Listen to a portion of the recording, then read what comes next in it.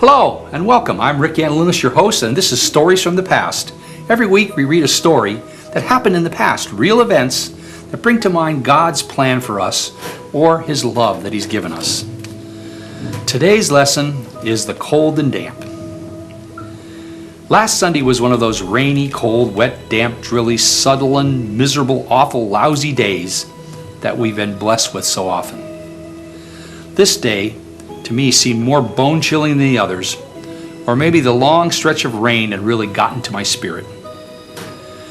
After putzing around the workshop all afternoon, Eleanor suggested we go visit Grandfather Elston. We hadn't been out to visit for some time, and I always enjoyed our visits. So I quickly agreed to do it, as did my daughters. We took the long way out along Reservoir Road. Usually it's a pretty ride, but the rain and chill really dampened the sights.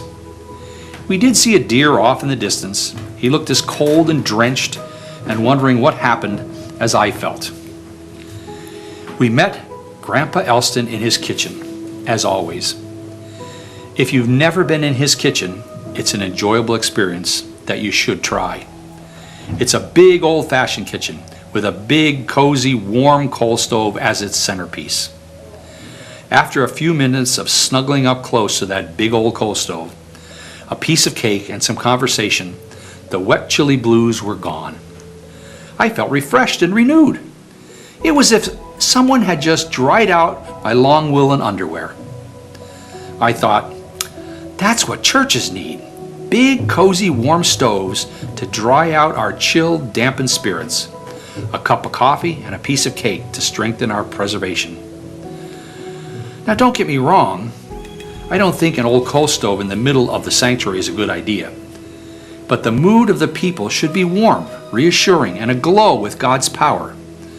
The words spoken from the chancel should be food to buttress us against the chill of the wet, damp negatives that seem so ready to drench us when we're not prepared. So next Sunday, stoke up your warm heart, spark up your handshake. Surely, someone will need that cozy, warm glow of God's love that we as Christians can share.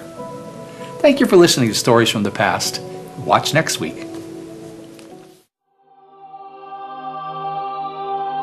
Freedom Hill.